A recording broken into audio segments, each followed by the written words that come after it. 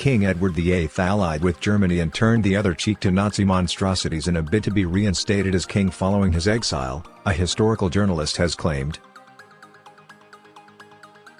Following a brief reign, King Edward VIII abdicated in 1936 in order to marry American socialite Wallis Simpson, the woman he loved. His desire to wed Simpson was opposed by the British public, the royal family, and the Church of England, and led to a constitutional crisis. Who would now head Britain's monarchy? Simpson's first marriage had already ended in divorce, and she was, at the time, hoping to divorce her second husband, a status that was deemed then unacceptable for a queen consort. The couple was, as a result, virtually exiled by the royal family. None of the royals attended their wedding on June 3, 1937, the same day as King George V's birthday. It has been suggested that King Edward's mother, Queen Mary, took this choice of date as a slight. But just months later that same year, King Edward VIII and Simpson were to do something far worse. The newlywed couple went on a tour of Nazi Germany, where the Union Jack flag was flown next to the Nazi flag. This trip also included a visit to see the Third Reich's disgraced dictator, and the Duke and Duchess of Windsor were hosted by Adolf Hitler himself in Bavaria. While there, the Duke of Windsor gave a Nazi salute. At this time, the persecution of Jews and other non-Aryans had already begun. For example, these groups of people had already been excluded from organizations, professions, and other aspects of public life with anti-Jewish signs put up in public places. Hence, historical journalist Dana Schwartz has claimed on the Noble Blood podcast that King Edward VIII, or David, as she refers to him by his last name, was willing to overlook these policies as he had his own self-interest at heart. It has been claimed that documents have since emerged which prove that the Nazi state had tried to forge a relationship with King Edward VIII, who had German roots, with plans in place to reinstate him as king had Germany won World War II. Additionally, Ms. Schwartz claims that while the royal family had shunned his wife, Hitler was all too happy to flatter Simpson. Speaking on the podcast, Ms. Schwartz said, "The former King of England definitely had more sympathy for the Nazis during World War II than could possibly be comfortable for England, or for us today."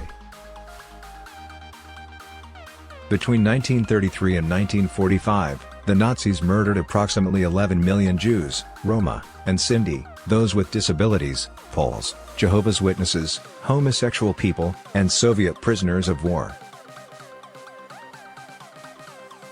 Historian Andrew Loney, who penned the book, Traitor King, about the years that follow King Edward VIII's abdication, also believes that he was aware of what monstrosities were being planned and carried out in Germany at the time of his visit.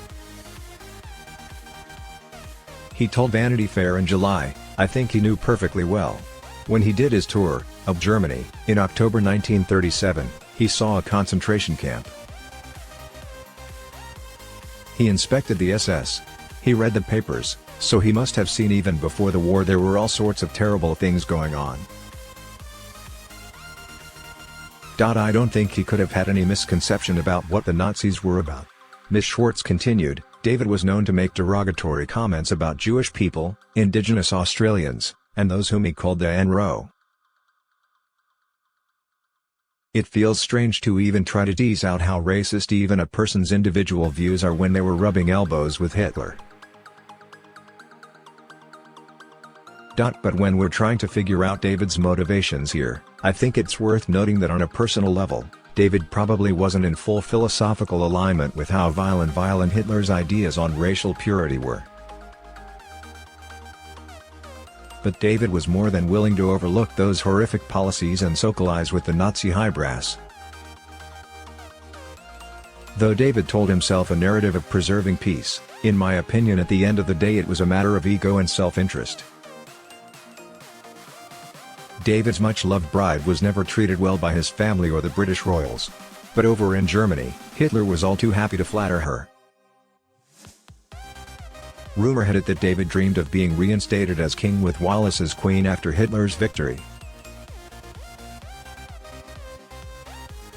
For the Duke of Windsor and his Duchess, the Germans represented a promise to be included, she claimed. Ms. Schwartz added, David was willing to happily turn the other cheek in order to serve his own personal interests. According to royal expert Richard Fitzwilliams, the title of the Duke of Windsor has been tainted by Edward VIII and it is now unusable for future members of the royal family.